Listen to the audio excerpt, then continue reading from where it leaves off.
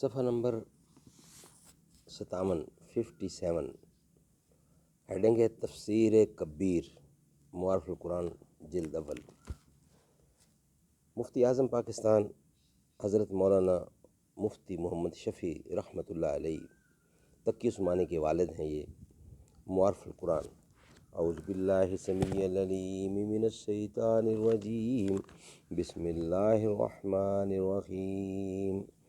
الحمد للہ وکفی سلام وکفی وسلام علی عبادہ الذین اصطفی۔ صفحہ نمبر 57 تفسیر ابن کبیر۔ یہ امام فخر الدین رازی متوفی 606 ہجری کی تصنیف ہے اور اس کا اصلی نام مفاتیح الغیب ہے، لیکن تفسیر کبیر کے نام سے مشہور ہے۔ امام رازی متکلمین اسلام کے امام ہے، اس لیے ان کی تفسیر میں عقلی اور کلامی مباحث اور باطل فرقوں کی تردید پر بہت زیادہ زور دیا گیا ہے۔ لیکن حقیقت یہ ہے کہ حل قرآن کا حل کے لحاظ سے بھی یہ تفسیر اپنی نظیر آپ ہے، اور اس میں جس دل نشین انداز میں قرآن کریم کے معانی کی توضیح اور آیات قرآن کے باہمی ربط کی تشریح کی گئی ہے وہ بڑا قابل قدر ہے۔ اغلب یہ ہے کہ امام رازی نے سورۃ الفتح تک کی تفسیر خود لکھی ہے، اس کے بعد وہ اسے پورا نہ کر سکے، چنانچہ سورۃ فتح سے لے کر آخر تک کا حصہ قاضی شہاب الدین بن خلیل الخولی الدمشقی متوفی 639 ہجری یا شیخ نجم الدین احمد بن محمد الکمولی متوفی 777 ہجری نے مکمل فرمایا۔ کشف الظنون۔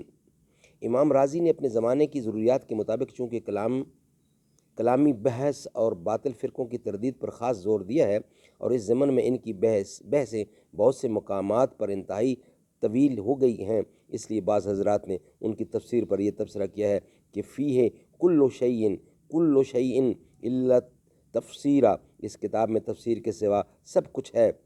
لیکن یہ تبصرہ تفسیر کبیر پر بڑا ظلم ہے، اور حقیقت وہی ہے جو اوپر بیان ہوئی کہ حل قرآن کے لحاظ سے بھی اس تفسیر کا پایہ بہت بلند ہے۔ البتہ چند ایک مقامات پر انہوں نے جمہور امت کی راہ سے ہٹ کر آیات قرآن کی تفسیر کی ہے، لیکن ایسے مقامات 8 صحیح جلدوں کی 8 ضخیم جلدوں کی اس کتاب میں خالی ہے، اس کتاب میں خال ہے۔ اس کے بعد ہے تفسیر البحر المحیط۔ یہ علامہ ابو حیان غرناطی اندلسی متوفی 754 ہجری کی تصنیف ہے، جو اسلامی علوم کے علاوہ علم نحو بلاغت میں خصوصی مہارت رکھتے تھے، چنانچہ ان کی تفسیر میں نحو بلاغت کا رنگ نمایاں ہے۔ وہ ہر آیات کے الفاظ کی تحقیق، ترکیبوں کے اختلاف اور بلاغت کے نکات بیان کرنے پر خاص زور دیتے تھے۔ احکام القرآن للجساس رحمۃ اللہ۔ یہ امام ابو بکر جساس رازی متوفی 370 ہجری کی تصنیف ہے، جو فقہائے حنفیہ میں ایک ممتاز مقام کے حامل ہیں۔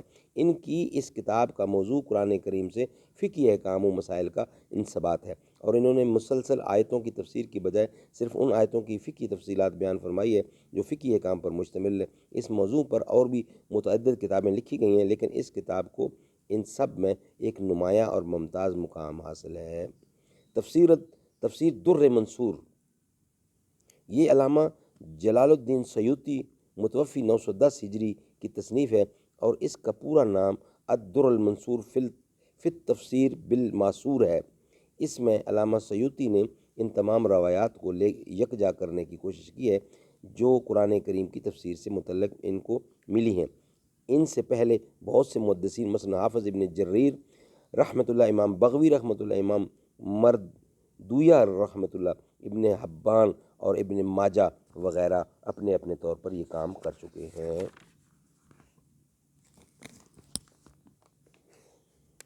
انشاءاللہ اس کا بقیہ حصہ نیکسٹ ویلاگ میں بیان کیا جائے گا۔